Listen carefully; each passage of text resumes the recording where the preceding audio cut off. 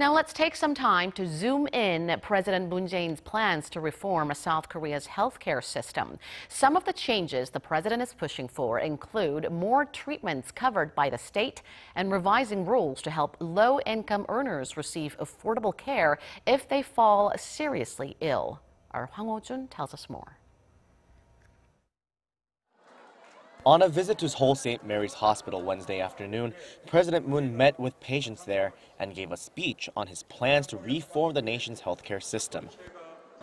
국민의 건강과 생명을 지키는 것은 국가의 가장 기본적인 책무입니다.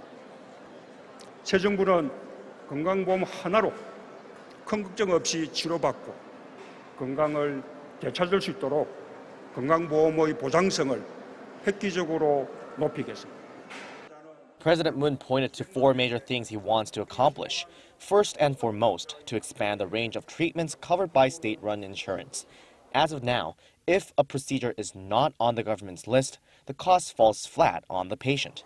But the president says under his government's plan, unless a treatment is clearly unrelated to a person's health, like cosmetic surgery, they will all be covered. The government will also bring down the upper limit on an individual's copay, especially for those in the lower 30% income bracket, down to about $900 a year.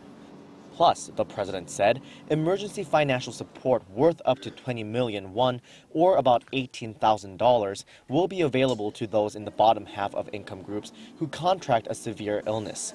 The reform is expected to lower the medical expenses of an average person by 18% and by nearly 50% for those in the lower income brackets.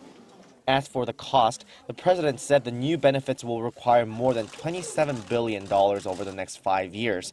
According to the Blue House, about $9 billion will come from profits accumulated up till now from the operation of the healthcare fund, and the government will shoulder the rest. As for concerns that insurance premium will rise under the president's plan, he vowed to keep them at a minimum, saying he'll ensure they rise no faster than the average rate over the past 10 years. Hwang Ho-jun, Arirang News.